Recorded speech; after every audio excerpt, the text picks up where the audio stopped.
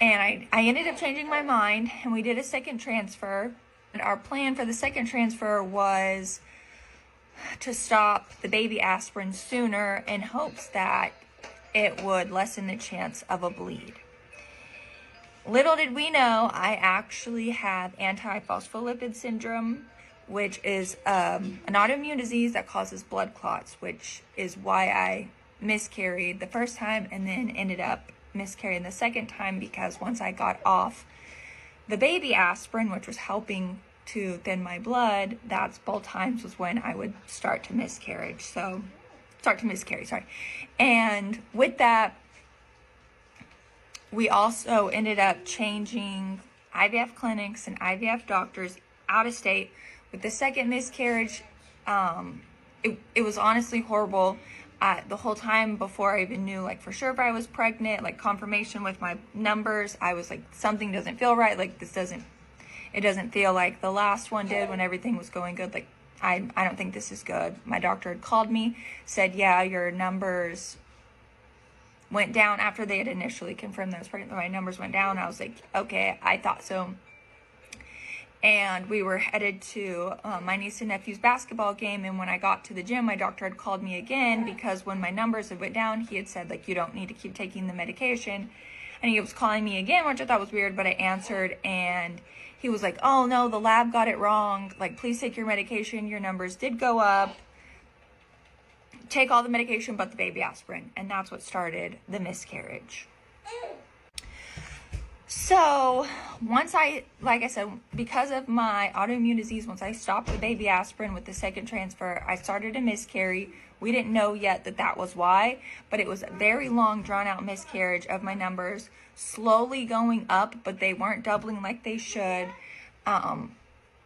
Doing ultrasounds, and like the sac wasn't growing like it needed to be. My doctor was getting frustrated because I didn't want to do anything to speed up the miscarriage.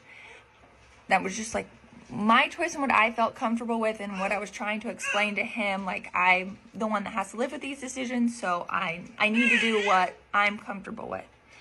And after a few weeks, he was encouraging me to take some chemo medication, and I did not want to do that to finish the miscarriage. I just wanted it to happen the way that it was going to happen.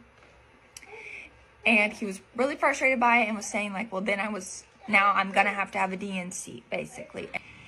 Anyway, so he was encouraging me to take medication to speed up the miscarriage, and was getting mad at me and the time that it was taking for the miscarriage to happen on its own, and mad that I wasn't comfortable with the options that he was giving me. And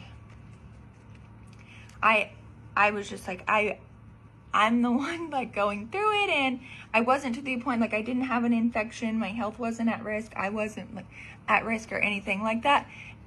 And so I was like, yes, it's been, like, long drawn out, but it was a month of, like, getting to the point of, like, yes, this is a miscarriage. And in the final 2 weeks was when he had said himself, like, yes, like, this is definitely not going to be a successful pregnancy.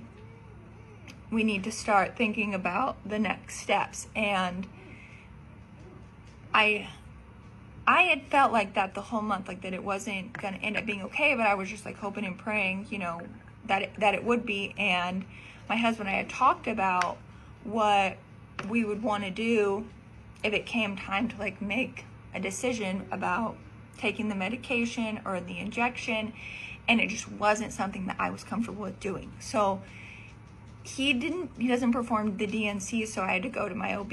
She's lovely, amazing. Her whole office makes me feel so comfortable. I explained some of the situation to her, and she let me know, like, where you're at right now. You don't have to do this if you're not ready to do this. Like, your body might miscarry it on its own, and you don't need to do that. And I just love that she always gives me the options and leaves it up to me and what I'm comfortable with. So that pregnancy ended, and I was like, I have to take a break, and if we're gonna do this again, then like we need to go somewhere else. And